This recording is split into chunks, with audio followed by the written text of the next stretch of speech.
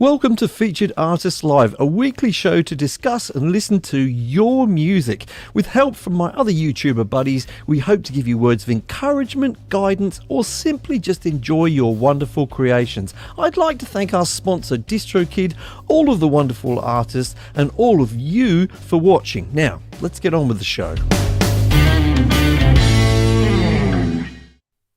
Hi folks, I'm Mike and I hope you're well. I'm very happy to see you here again for Featured Artists Live.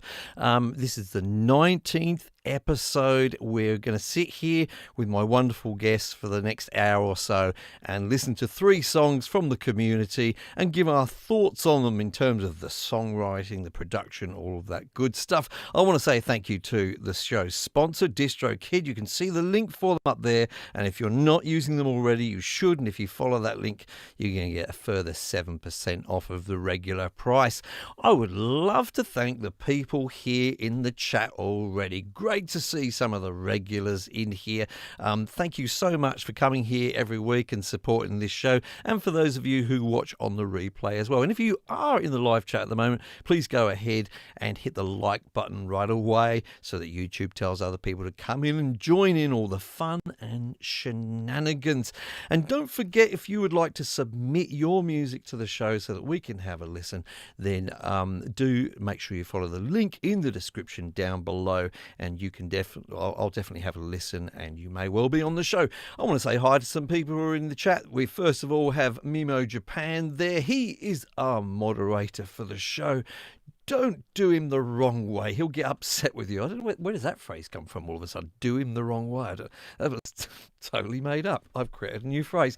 Do him the wrong way just sounds a little bit wrong, doesn't it? Anyway, moving on. Nick Ellis is here. Nice to see you, Nick. It's going to be one of those shows. And also nice to see Victor. Victor is from New York, one place in the States that I haven't been to. Well, not one place in the States I haven't been to. How stupid is that? As if I've been to all of the other places. Anyway, carrying on. It's just okay. I just woke up about 15 minutes ago. I was having a little nap on the bed. I thought, oh bugger, I've got to go and be alive. We'll get to say hello to some other people a little bit later on the show, but I'm going to bring on my one solo guest for today's show before I get myself into any more trouble. He is, of course, the amazing, the incredible, the essential, the essential Ed Thorne, my friend. Please rescue me. I'm getting all my nerves muddled. Howdy, folks. So I'm here to take over the show from Mike, who's clearly hungover or drunk already, or just a bit disorientated in the Australian heat. It's freezing in the UK, so I'll be keeping it cool. I tell you what, I should be a radio presenter. It's absolutely boiling here. And do you know what? I was out all day in the sunshine, which is very unusual for me. Normally, I don't leave these 4 walls because I bought a proper boy's toy. I bought myself a drone. You've already got Oh, okay, right. Yeah, and I thought, oh, that'll be fun. I'd flown one of my friends a couple of years ago, and I thought, oh, that was fun. And I bought it. It cost a lot of money for a boy's toy. And then I went and flew it. And after about half an hour, I thought, okay, that's great. What am I actually going to do with this? Mike, well, the obvious thing is to do some drone-based B-roll. I know, and that's what I'm going to do. So please do. Just watch out for it, folks. You're going to see some cool new movements around the studio, especially during hardware reviews. And that means we're going to have to upgrade our B-roll as well. You're going to have to up the ante. Up level. Because I stole all my B-roll ideas off you, so I need to get some. Well, I'm sure you could mimic a drone, couldn't you? Just with your arms, probably. In the studio. I do need to get a gimbal. But man, do you know what? I've had a couple of comments recently on my Austrian Audio headphone review and my Volt Universal Audio Volt review, saying that they look like commercials because of the B-roll.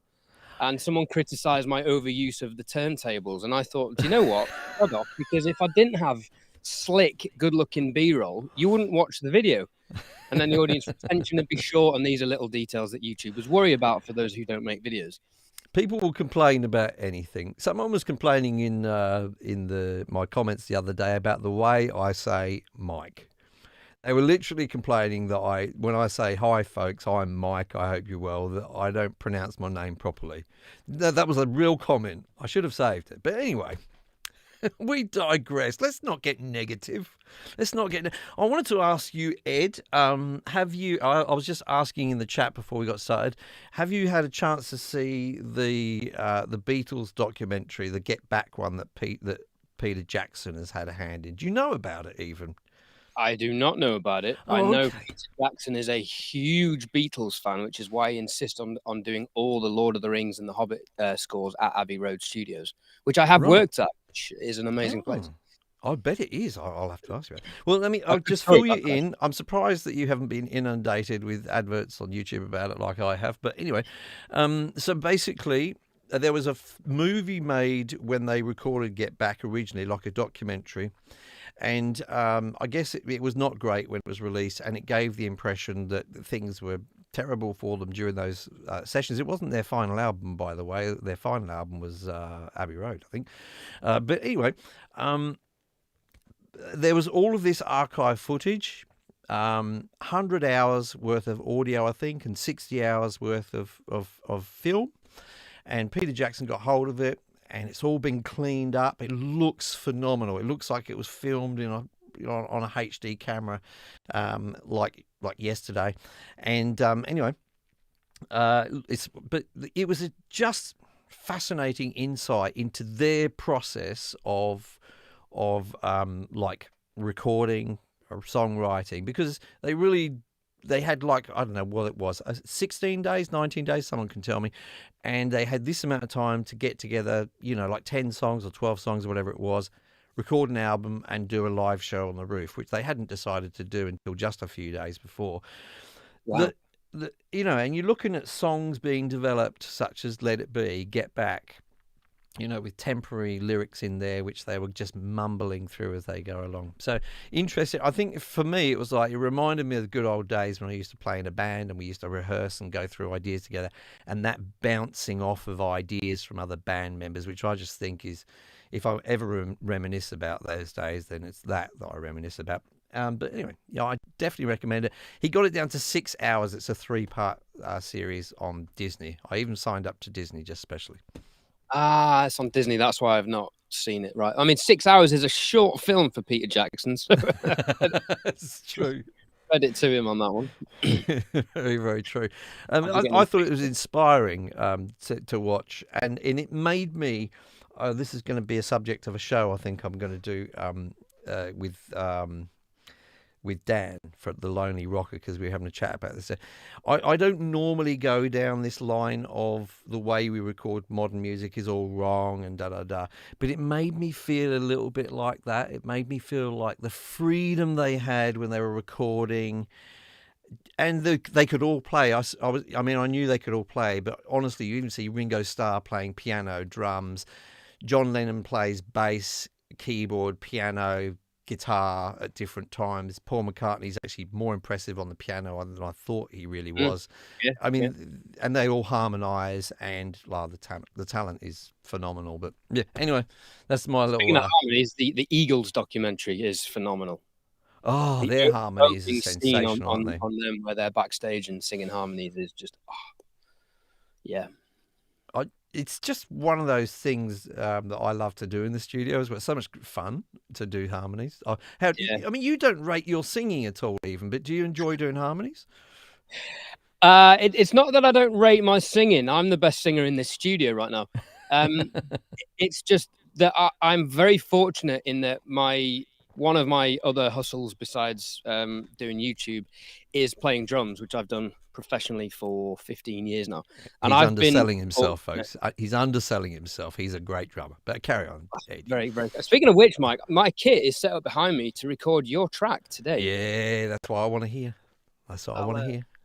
I mean, I'll maybe give it to her later, but no, I'm fortunate enough with the covers thing in London. I know covers are frowned upon in America, but because it's like you haven't really made it if you do covers. But in the UK and Australia, I have some friends in Australia who do it, and they make, it's a full-time living for a lot of people, and it's a good way to make money. And I've just been fortunate enough to play with some phenomenal singers, and I mean, like, seriously good people, like people who are rivaling Chris Cornell, and I mean, maybe not quite that much, but close. That's the kind of level of people I am working with in London. So I compare my vocals to them. Now, compared to the average track I hear on Spotify, I think, okay, maybe I'm not so bad. But compared to those guys, I am more than aware of my limitations. And thankfully for YouTube keeps me humble, because a lot of people quite like to point out that I'm not the best singer on my videos, which is very generous of them. Do they so really? I'm constantly reminded, I suck. I just laugh it off and off. It's quite entertaining. Well, but, your question, do I like harmony? I love working out harmonies to my own tracks. I mean, some of them are easy. Do you hear them naturally, or do you kind of work them out on a piano or something, or what's a bit of both? There? Sometimes they're obvious to me, and then sometimes I will be singing. I'll go to sing a major third over a minor third chord or something, and I'll be like, I've got to tweak that. But I'm getting better at it. I mean, drummers are harmonically challenged at the best of times, so it's something to work on. But I'm in my element. Those drums, don't you? I tune those vocals. It's funny because when I'm working with Sue, she's a natural harmonizer. We both are, but she can only go higher harmonies. If I say, can you sing a lower harmony, then I have to actually work it out for her, and she just can't do the lower harmonies. Bless her. She's very talented. I don't want to point out her faults, but I do want to point out her faults, because every time I make a song with her, everyone's like, oh, she's such a great singer. And I'm like, yeah, I just did the drums, the bass, the writing, the guitar, everything else. Well, bless her. She's wonderful to work with, actually. All right, I guess we better listen to some music, mate. I think we've got 3 really interesting sort of pieces of music up tonight, actually. Today, whatever it is for you. And I think that they're all kind of very different. There's a lot of stories behind the music, actually, today. So I'm going to go for our first one, which is, I hope I'm getting this gentleman's name right, Disley. I think this is like a stage name, so I'm going to refer to him as Dis. I don't want you to refer to him as Dats, because anyway, Dad's joke. But anyway, this was saying to me in his email about this song, which is called I Want to Believe. He's 55, playing guitar since he was 17 to get the girls, apparently. Did some on and off busking during his life, then found Cakewalk. He confesses that he's not a songwriter, just makes things up as he goes along, hoping to find something a little different. That's basically what songwriting is, but make things up as you go along. I'll just read out a couple of quotes. This tune has no real meaning behind it. He's still looking for it. He puts the tunes up raw on SoundCloud, and just different versions as he evolves them, deletes them later, just a trial and error thing. Okay. A little bit of background. Uses a Larrivee acoustic guitar with LR Baggs pickups. Baggs, is it? I thought it was Biggs. Could be wrong. Used a Lewitt LCT 040 match for the guitar, and a Lewitt LCT 441 flex. I haven't used any Lewitt mics. Have you, Ed? I've not. No. They come up a lot all over YouTube. Yeah. I've not had the opportunity yet. Into a Focusrite Scarlett 18i8, and uses things like a Novation keyboard. Drums, he used Excellent Audio's XO. Some of the plugins he used, something I hadn't heard of actually, Track Control from DMG Audio, a free version, Sigmund from D16 Group Audio, and the legendary Valhalla Vintage Reverb, the free version, the Isotope Suite, all that good stuff. And he's basically saying at the end, it's difficult to record music to get the sound that you have floating around in your head. So he's just going to stick with it and hope something good will come out of it. So let's have a listen to this piece of music. I want to believe. Yeah. Quick question before you do, while I remember, if you don't mind, because Disley is in the chat. Oh yes. What's the purpose of uploading things to Spotify and SoundCloud, and then deleting them? Is that, do you do that to get feedback from friends and things, or is it just so there's constantly new stuff on the platform? Okay, I'll let Dis answer that, and I'll play the song while he's doing that. Okay, here we go.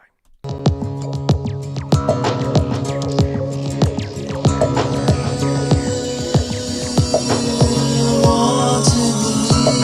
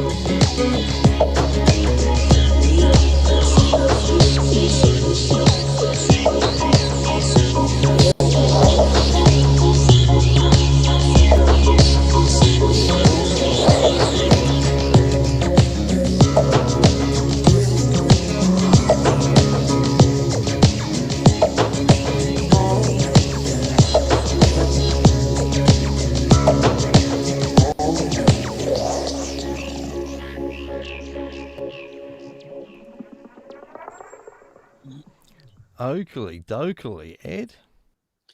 I saw you bobbing around to that a little there. Yeah. Now listen to me. I just want to instruct you first of all. If you like a song, there's no excuse just to say I like it and don't say anything else. I want you to explore why you like it and what was good about it. Just give you a heads up and a little bit of a rule for your commentary. Carry on. Because I've ever been short of opinions on this show. I usually say what Marlon says. Yeah, I enjoyed this. I'm so glad you've got stereo working now. Oh, I know. Yeah. This provider is better than the previous one. Because I really enjoyed the use of stereo panning to create the percussion groove that was creative. And it gives the song a lilt, which keeps it livelier than it almost should be. It's very Massive Attack-esque, which I was digging, and it almost like Massive Attack. Yeah. Some of the vocal phrasings were almost Dave Matthews Band-esque as well in terms of the call and response. Some of the stuff they do live is Dave sings a line and then there's something else going on in the background. So again, dig in that. The arrangement kept moving nicely, things coming in and out. My only criticism really was I just felt the bass was very low in the mix, and I wanted some fullness and some thickness in the low end. And it was there, but just low in the mix. I don't know if it's an EQ thing on the master or if just the bass is a bit low, but that was really my only criticism. Sounded right to me, the low end. Maybe it's your headphones. You should have got the better model of Austria Audio headphones. Well, they didn't send me the model because I'm a small YouTuber. Oh, by the way, I've got to say, talking about Ed's YouTube channel, don't forget to follow the link in the description. Ed's recently done a really great review of that Universal Audio. What's it called? The new one? I've forgotten. Vault. Anyway. Let's get back to the song. I just wanted to throw that in there. Yeah. Thanks for that. So that was it, really, for this song. Yeah, I mean, you know me. Usually, I have a lot to say. But, good things. Just one criticism in that it was low in the mix. The bass. Okay, well, I've got a few. I didn't think it was too late, so disregard what Ed's saying there about it being too late. I thought it was fine. Just ignore him. He doesn't know what he's talking about. He's a drummer. But anyway, now, he's made a comment that it gets distorted if he turns it up. Okay, I'd have to see the session, but that might sound like a gain staging thing or a compression thing. Low end can trigger compressors. Well, will trigger compressors quicker than the top end does. So if there's compression on that, maybe it needs compression on that. I don't know. But if that's distorting, what would you also you could use EQ to see which parts of the bass you can actually remove, which are not required as well. So just a little thing on there combined with the compression thing. I was really annoyed with this song, with the acoustic guitar in this. And the reason is I'm often trying to get a particular acoustic guitar sound and I don't get it. And Diz got it in this song, and I'm completely jealous of the acoustic guitar sound that he had. And I know the Outback sounding guitar sound you're after. That sort of sound, there's just a certain, I mean, not everyone likes it, but there's a certain very authentic sound to an acoustic guitar, which is just not too bassy, not too trebly. It's just right there. And I really, as an acoustic guitar player, even though the part in the song was really good and it was kind of simple, but I just really enjoyed the sound of it. I also noted sometimes simple works really well. The kick in this song was just a 4 on the floor all the way through. Sometimes that can work. You don't need to, other times it doesn't work.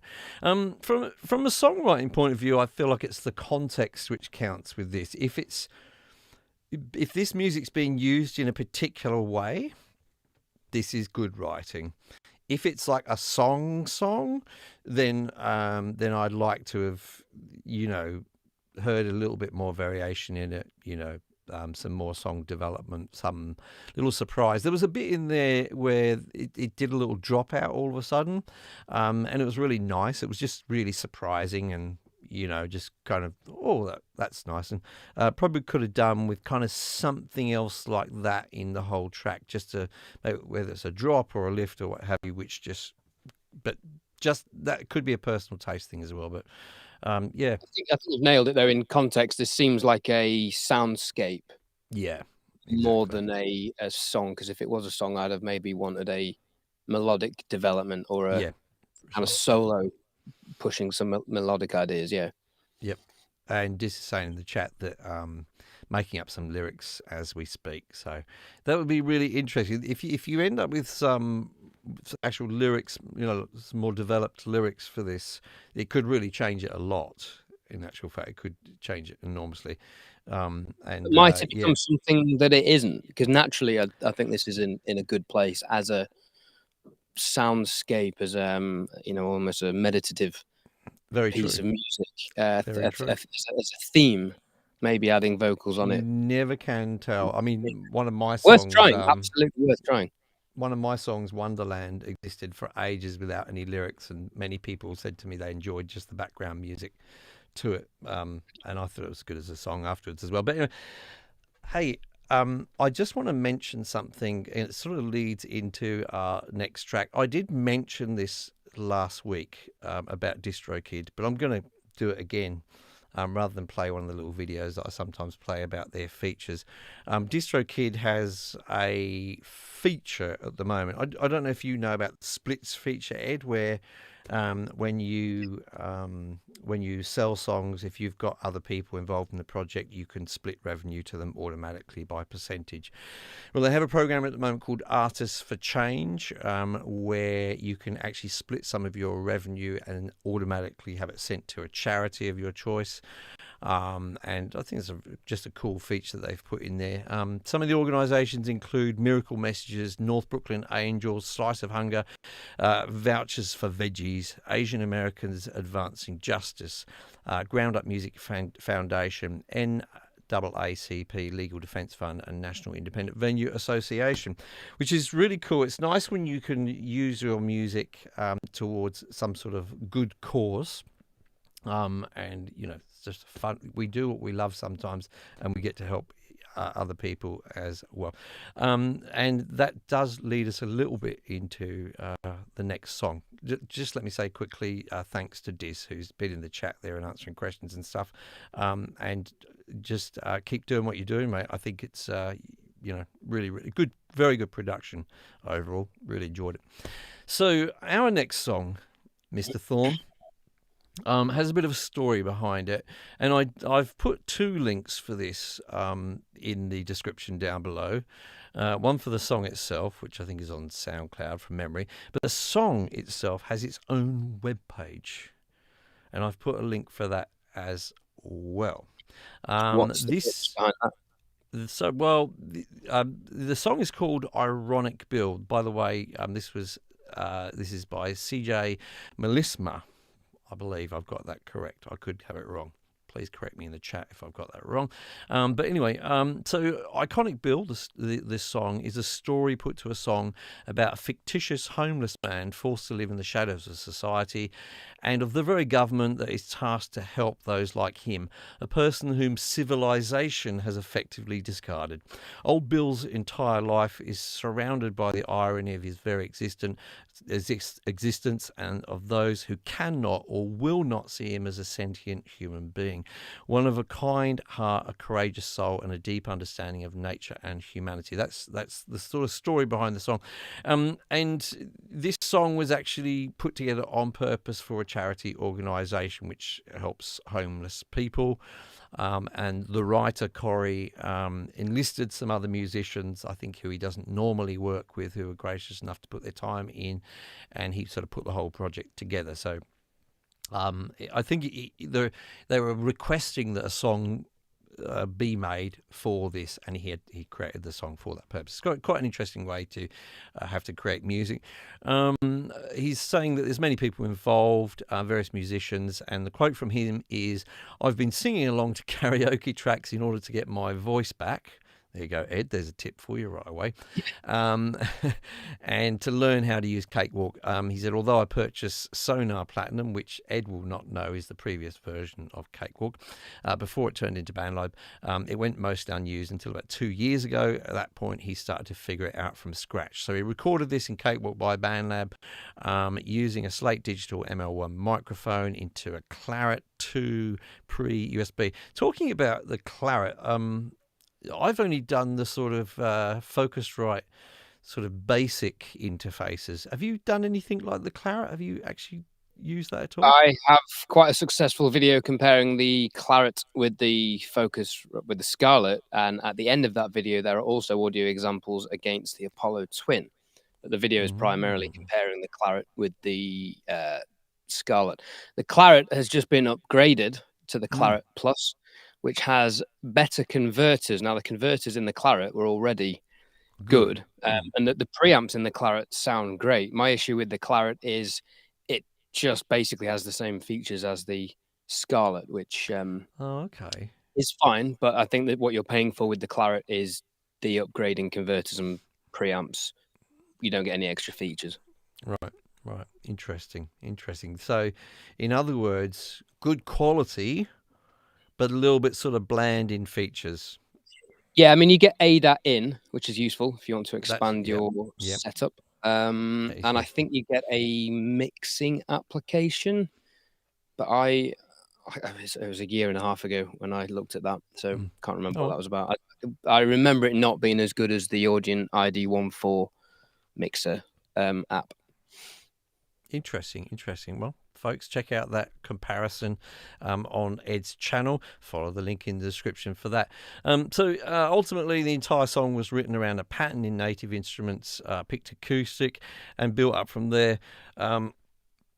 And he's just saying he'd promised Oasis Central Minnesota he would write them a song. Oasis is a homeless organisation. This track is meant to help. Now, it would have helped, talking about help, it would have helped if I'd actually loaded up the song, queued it up, ready for actually being played. I've done that now. See, professional. Here we go. Let's have a listen to Ironic Bill. Lost in weather worn, dark side of the hill, flying a sign, hoping for 5 ironic bills, wet soiled socks, move him along, next intersection, out to no Cabino songs.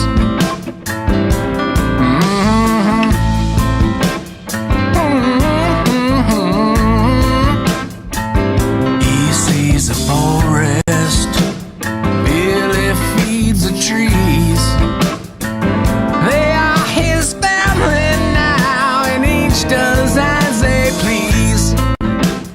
Pain police and God got him on his knees.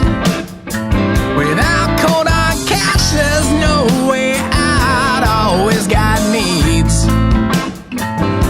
A cardboard shack next to a trunk, the edge of town. King of the hill knows where he is at. Ironic Bill.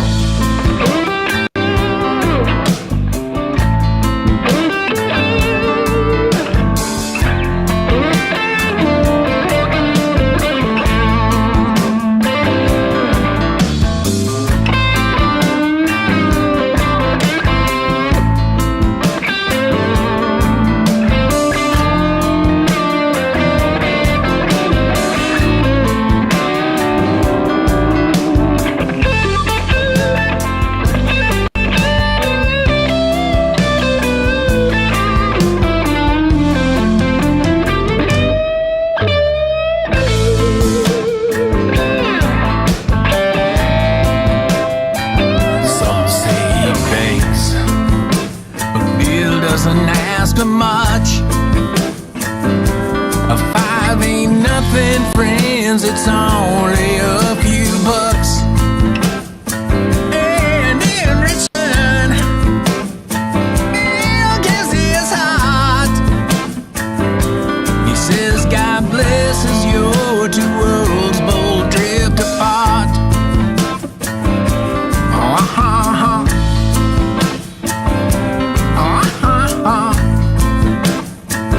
Well, on your way, you might think about the past I let you in while I know Bill out.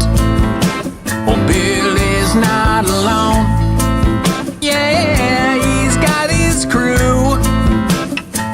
Still got his faith, walks with this guy. Now, how about you? A shattered man, tattered, a tie through many takes. He loves life, still got resolution. Ironic Bill. Next time you see him, share a smile, but it's towards you just might feel love unto all. Ironic Bill.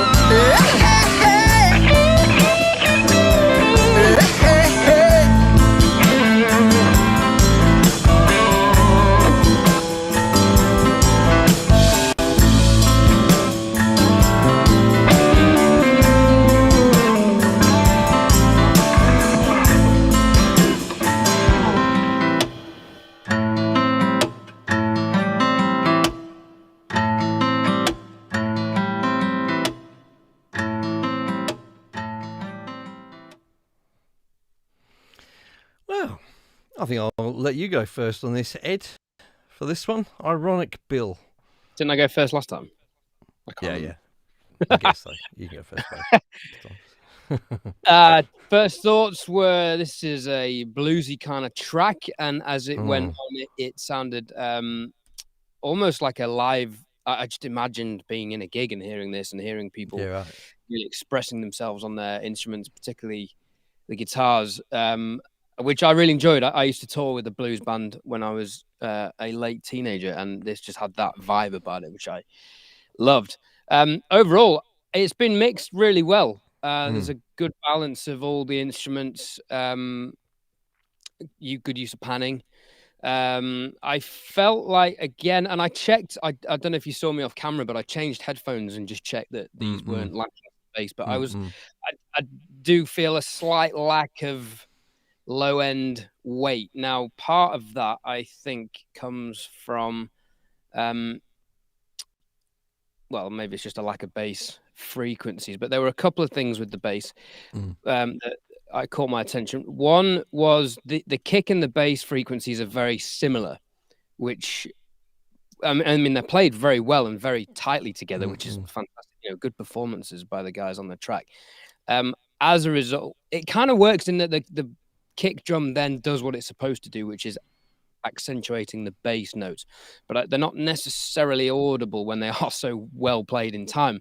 So it's a kind of a curse from a blessing of being played so well.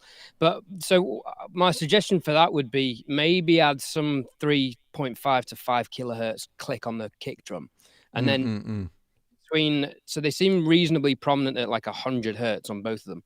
What you could do on the kick drum is dip 100 hertz, boost it slightly on the bass. So doing the opposite, and then at 80 hertz, where you can get a bit more thump from the kick drum, boost that at 80 and dip that on the bass, and that will help them sit really nicely together. There is this whole idea of side chaining the bass, so when the kick plays the bass volume with a sidechain compressor, but I personally think that technique's rubbish.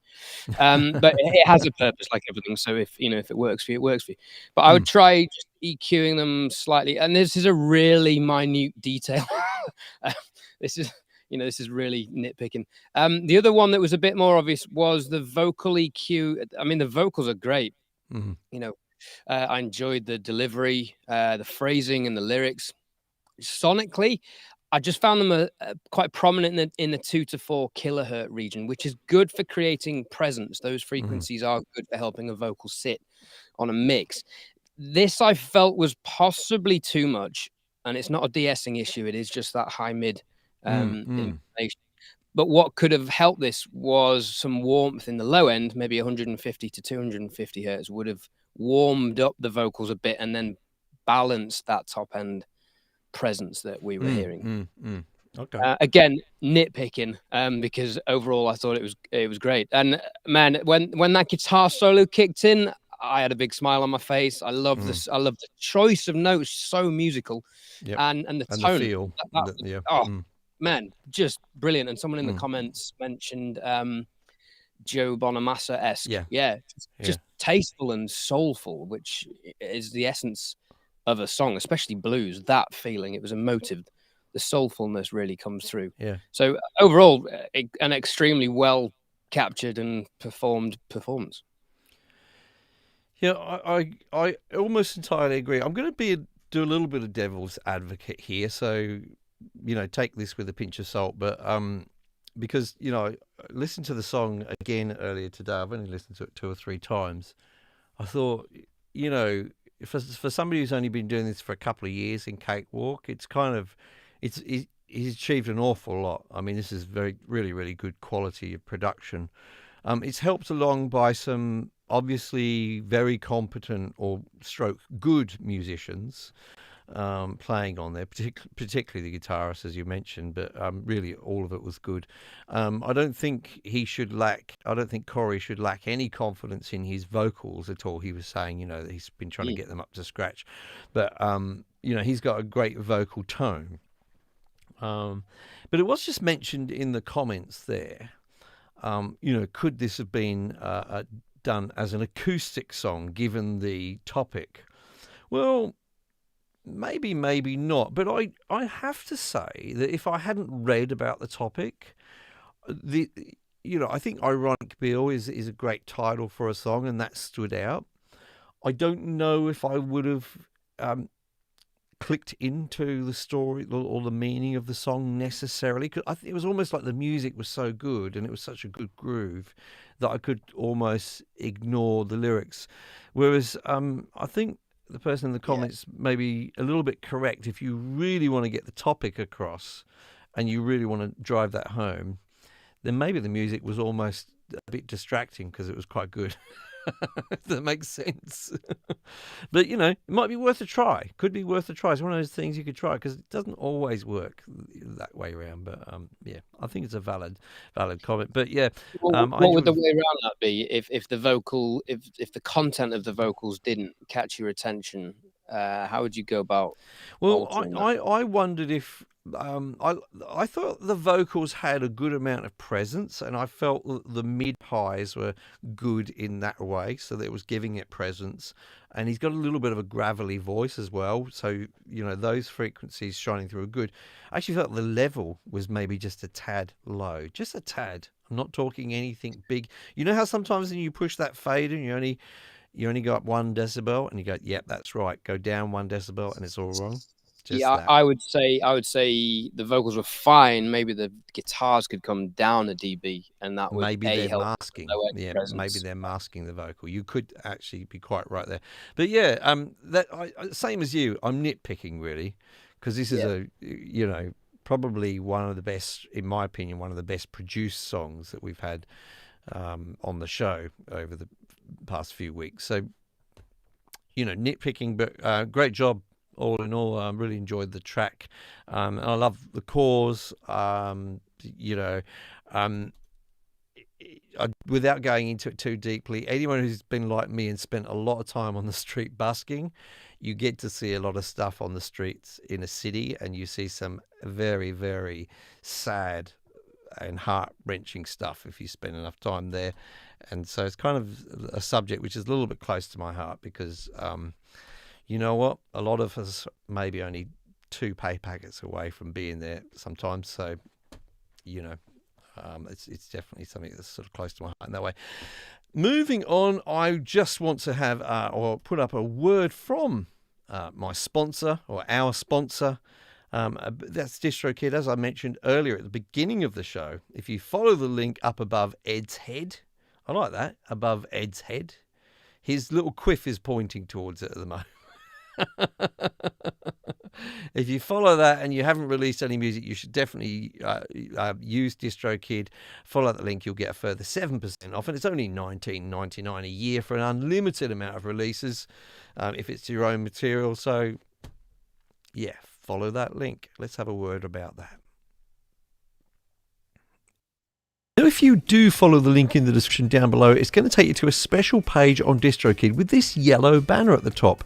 That banner is letting you know that you're going to get a further 7% discount off your first year if you sign up here. And let's face it, it's already very cheap. If we scroll down, we can see that a year's membership is $19.99 per year for an unlimited number of albums and songs. And so long as it's your own music, there are no extra charges, and you get to keep all of the royalties from the various platforms. Platforms like Spotify, Apple Music, TikTok, Pandora, Amazon, Instagram, Tidal, iHeartRadio, Deezer, and more. So yes, as I say, you use DistroKid, don't you, Ed? I do use DistroKid, yep. Although I've not released anything in a while now. What is your latest release? Because I remember Bright Lights, but you had one after that, didn't you? No, Bright Lights is still the latest release because I just okay. have not got round to finishing Angel, which is the next track that I've featured actually the music of a lot in my videos because musically it sounds great. Vocally, I need to just commit to finishing it, and that's going to be a job for January, I think, because December's a write-off. I'm so busy. It's a great song, by the way, folks. Check out Ed's song, Bright Lights. And you do a bit of a rundown of your mixing on your channel as well and your process with some of that as well. I think you've got a few videos where you go through that. Your projects are a lot more complex than mine. I'm a simple man. just simple. You've got layers and things in there, just lots and lots of layers in there, which I really think is quite impressive. Because I had the multi tracks to Bright Lights at one stage, but don't know why I had them. But yeah, very very interesting to see Did behind the scenes. a couple of channels featured those multi-tracks. Indeed. By the way, folks, another thing that Ed does is he has a service where he provides drum tracks for people as well for their songs. And he's recording for me for a song at the moment. That's happening this afternoon. Let me just take my camera and maybe show. Oh, this cable's not going to be long enough, is it? There we go. So in the studio, there are two kits. Yep. That's in the dark, but there is a great big Sonar Pro light over there. Yep. And that's my friend Jamie's kit. But for this track, I wanted to bring out the Yamaha, which has the new SE electronics. I say new, apparently they're 2 years old now. I didn't realize that when I did my review and realized it was an old subject. SE drum mics, phenomenal drum mics. Love them, use them live and in the studio. And also a collection of Jay-Z microphones, which, if you don't know, I'm seeing them as your overheads there behind you. You've got a couple of those as overheads. BB29s. They've got a nice lift at 10K, which gives cymbals a nice sparkle. And then I've got a vintage 47 in front of the kick as a condenser to get that thump. And my V67 is currently at the other end of the room as a room mic. And I'm waiting for the V12 to be delivered. But supply chain issues in Europe are tricky at the moment, so that's not coming. But that, I think, is going to be my hi-hat microphone. Interesting. Very interesting. I can't wait to hear this. And I'm interested. I've only really got a demo of the track going at the moment so far with a lot of stand-in stuff, but I'm very interested to see how it's going to change the feel of what we've got so far. Probably going to ruin it. Well, we'll see. We'll see. But all my remote drum studio information is it's all quite foolproof. It's all explained on the website edthorne.com. Cool, interesting. And in fact, the last song that we're going to listen to had a live drummer on it using a similar service to yours. And going on to the final song, I'm mostly going to read quotes from the songwriter, who is in the chat, I think, Paddy McGill. He also goes by another name, which I've forgotten now. It begins with, I can't remember. But anyway, we'll call him Paddy McGill. Guardian Angel is the name of the song. As I say, I'm just going to mostly read out quotes from him. So he's saying he was a part-time musician for many years, but gave it up for about 15 years. Just ran out of steam and family had to come first. This is a very common story for viewers of my channel. I've had to, been away taking care of family stuff for 15, 20 years.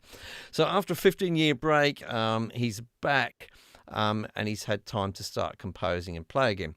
So this song was actually, I think, recorded quite a number of years ago, maybe 15 years ago, and what he's done is mixed it recently.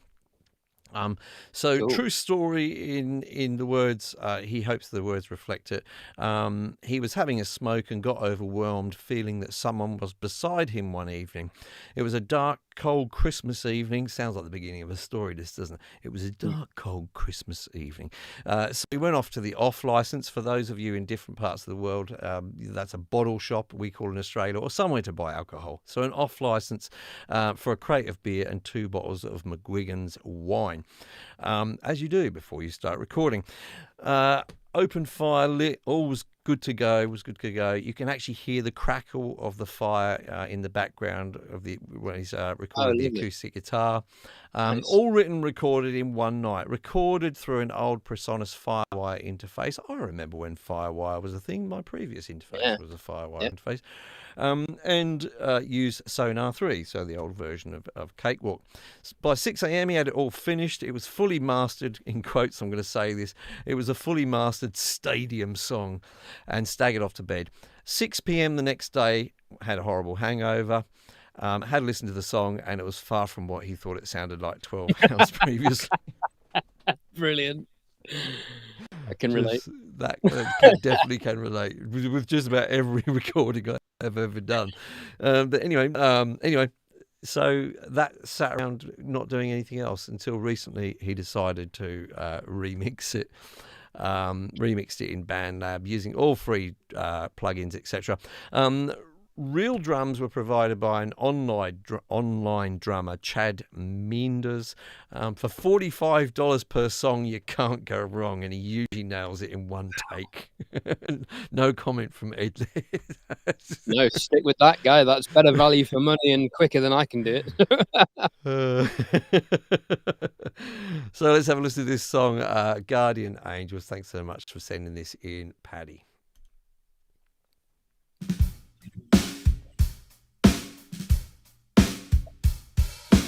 Raindrops falling through my cigarette smoke. Standing here at my door having a little talk, and I'm wondering what's up in the clouds above me. It feels a little weird that someone's at my side. Should I feel kinda happy or with fear start to cry? And I'm wondering, has it come from the clouds above me? Is it angels?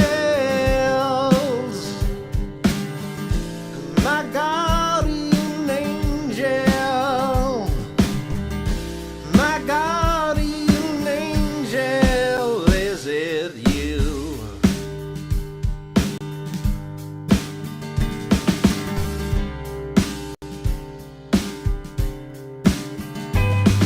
Do you look at my life like it's on a TV?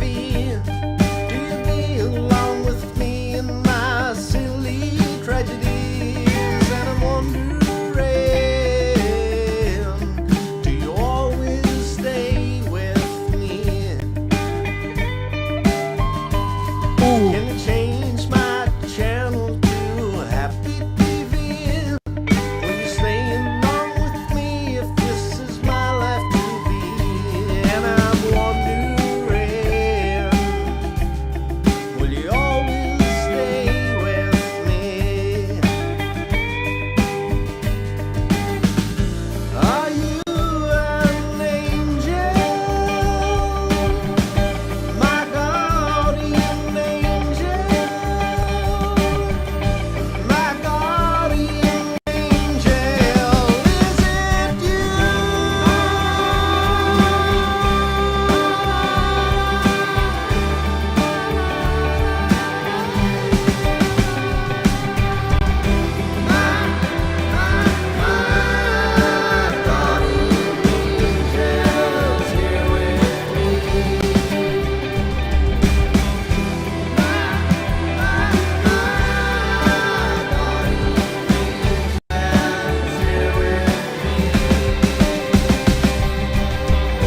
My guardian, my guardian, my guardian angel's here with me. My guardian, my guardian, my guardian angel's here with me.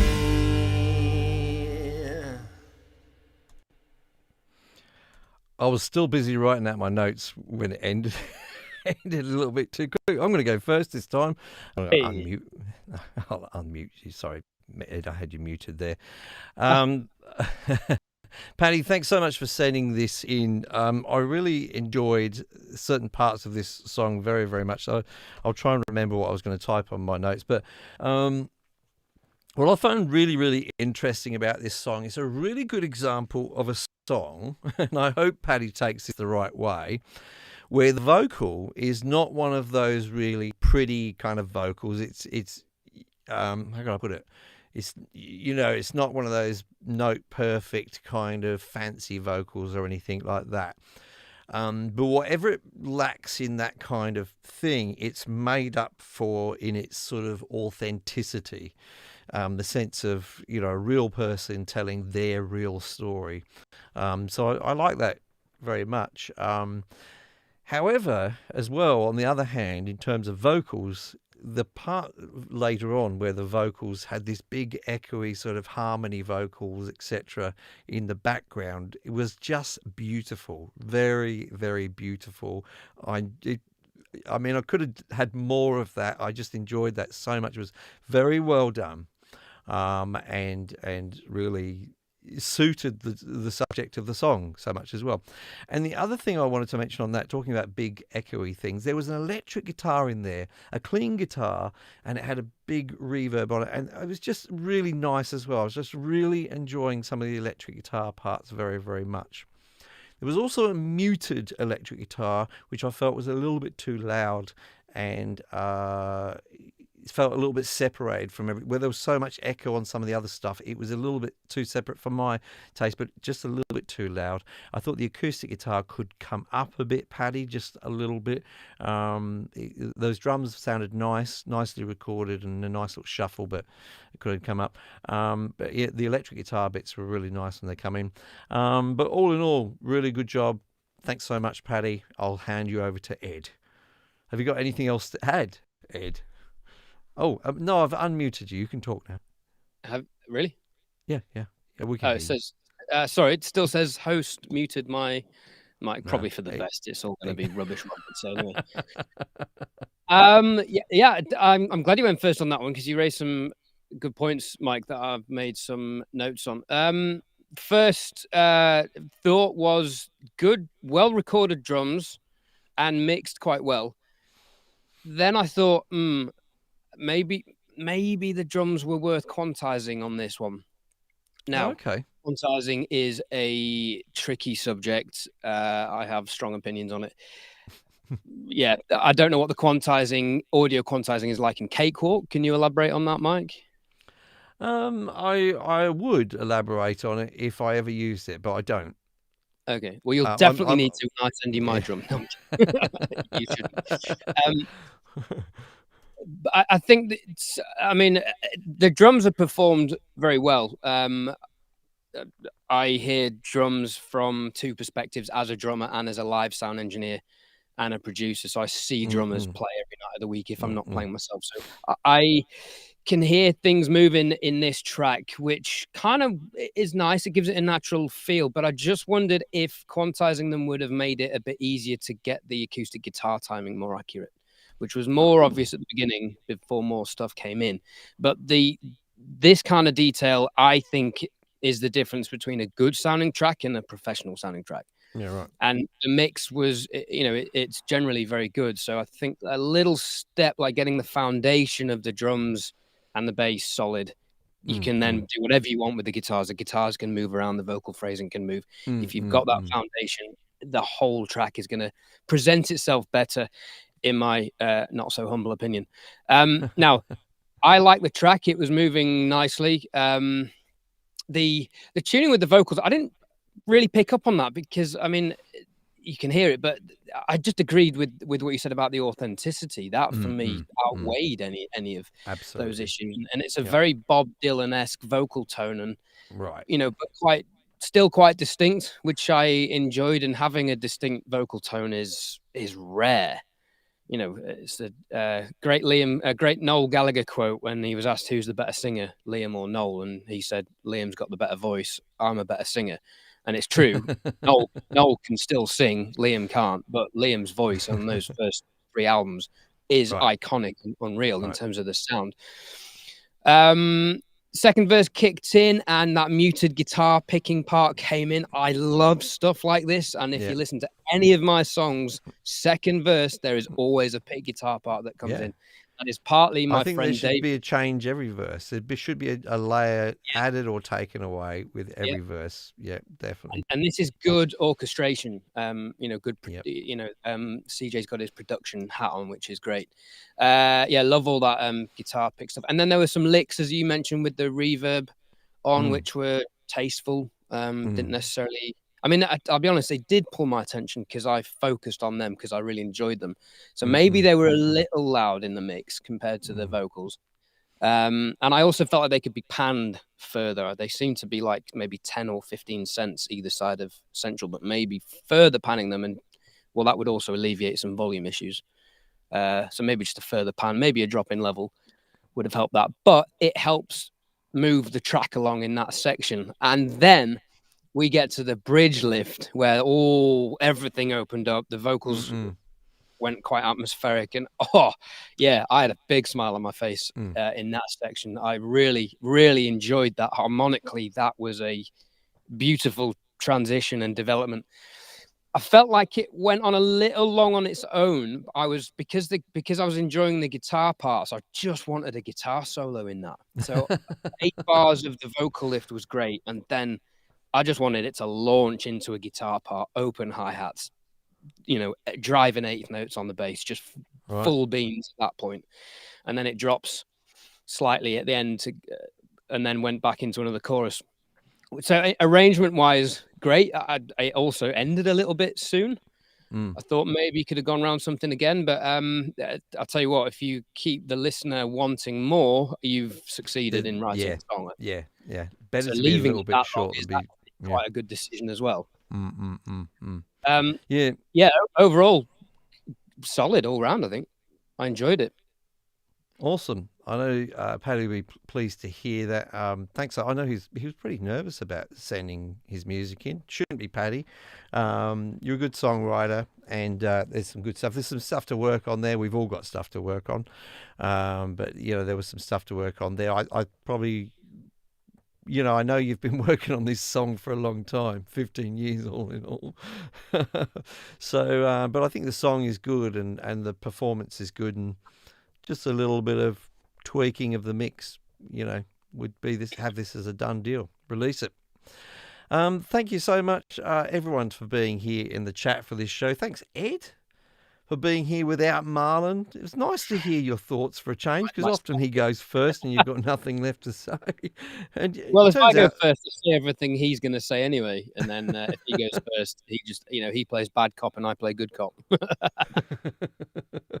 Well, we'll have him back next round. And it's always good to have you guys here. I want to thank the people who have stayed here in the chat. Really, really nice to have you here. Thank you so much for hanging in there, listening to this music. It's really important that we listen to each other's music. It's important that we listen to the community's music. Musicians, I feel, can be very, very egocentric. They want everyone to listen to their music, but don't take the time to listen to everyone else's. It's important to listen to other people's music. You can be inspired. You can learn so much just by listening to other people's craft and the stage there. Before we do go, it's kind of a special day today, and the reason it's a special day is because our friend Pete Johns from Studio Live today hit his 100,000 subscribers today. Yeah, so good on Pete. If for those of you who are watching and don't know the backstory, I got to know Pete when I first started my channel when I had 300 subscribers. He had 6,000 at that time, and I contacted him and said, hey, could we do a video together? I'm also in Australia. And he was very, very wonderful and open to working on something, and he's been a good friend ever since. He's given me probably more guidance, especially early on in growing and developing my channel, than any other person, and he gave me some fantastic advice along the way, which I stuck with. And even though myself and him have quite different channels in style, I love what he does. I love the way he does it. He's down and dirty and quick at it. So if you haven't seen him, he'll probably be along next week or the week after as a guest on the show. But yeah, congratulations to Pete. I'm sure Ed wants to wish you the same. Well done, Pete. A phenomenal achievement. Anyone who does YouTube knows how hard it is to grow. Just even past the first 1,000 subscribers is hard work. It takes time. 10,000 is another boundary, and then 100,000 is just it's unreal. His dedication is immense. Do you know if he's doing a big 100K celebration? And it's very typical. It's very typical of Pete. A big 100K. It's very typical of Pete. It was huge. Pete's a very modest guy. He He is. doesn't like to, he doesn't like to. I think maybe he feels like he's showing off or something. That's his nature. But me, on the other hand, don't you worry, don't you worry. I want to employ fans for that. I want people out in the street celebrating with fireworks, for God's sake. No. In all seriousness, though, I think it's going to be my great pleasure as I approach the 100K. One of the advantages of having a channel is, and when you grow to a certain stages, you can get to giveaways, and that means that people who are watching get to get some cool gear and plugins and stuff like that. And I have probably a little bit more pulling power for that than I did. I think I did that at 50,000, and it was pretty good. So I'm hoping to make. I haven't contacted anyone or said anything, but I'm sure I'll be doing quite a big giveaway. It'll be my great pleasure to do that, and I hope some of the biggest fans of the channel get to win some good gear as well out of it. That would put a smile on my face to see that happen. But yeah, hell, I'm going to celebrate, man. I've probably jinxed myself now. It'll take another year, but but yeah, it's just it's one of those things. You learn so much in the process of doing it, and it's very, very. I don't know if anyone watching imagines it's easy to be a YouTuber. Maybe they do. It isn't easy, but I enjoy it so much that that it's not hard in that sense. It's not like a real job. It's not like a proper job. But yeah. It's a craft. It's another craft, as you know, Ed. It's something that. It's much like learning the art of recording or songwriting or musicianship. You have to work at it. There's just no shortcuts at the end of the day. You have to work at it all, Well, you can always buy subscribers and pay for views on videos, I was accused of that a couple of times at the beginning when I was growing so fast. Some people were saying, "Oh, this guy must be buying subscribers." I was like, "No." Yeah, I wasn't accused of that, but I did have a friend ask when my one-hit wonder video, my Apollo versus Scarlet video, took off, and no. Because we know what happens to channels who pay for subscribers and viewers. Yeah, I mean, it's a complete waste of time. I mean, and as much as anything else, it doesn't work anyway. But I think it's the same. I don't know. Look. I think at some level you have to forget about your own ego and having numbers of subscribers and all that, and actually produce something that people would like to watch.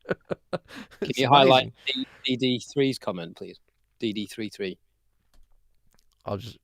This one here. Absolutely. Define fake, because that's a whole nother debate. It is another debate. I object to the word fake when it comes to drums. Sampled is fine, but they're real drums. Anyway, we digress. So anyway, just as I say, well done to Pete. He's a great guy. He's been a great friend to me as well. One of those people that can pick you up when you're having a down day and all that kind of stuff, which he's done for me on many occasions. So thank you so much, Pete. And as Jade was saying, Jade would quite possibly not be doing YouTube herself if it wasn't for Pete. Jade's been there helping out Pete as a moderator and guest on his show right from the beginning as well. So he's inspired a lot of people along the way. So good on him.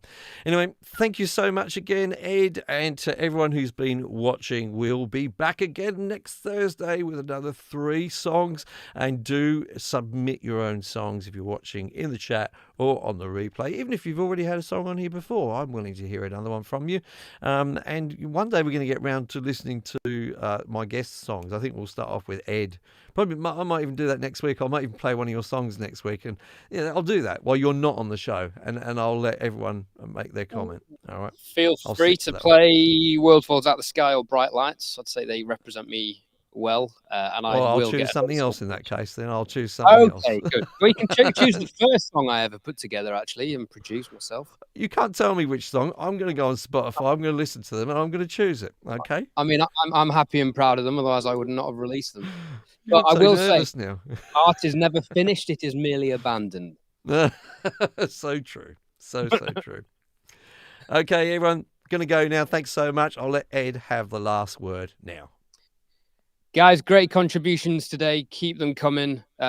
Mike, thank you for having me on the show. I love this platform for reviewing and supporting and giving people constructive feedback. Please don't ever feel criticized by anything we say. The idea is that it's all meant to be positive. Well done. Keep contributing tracks. And remember, the best equipment is the equipment you already own that you can start writing and recording with.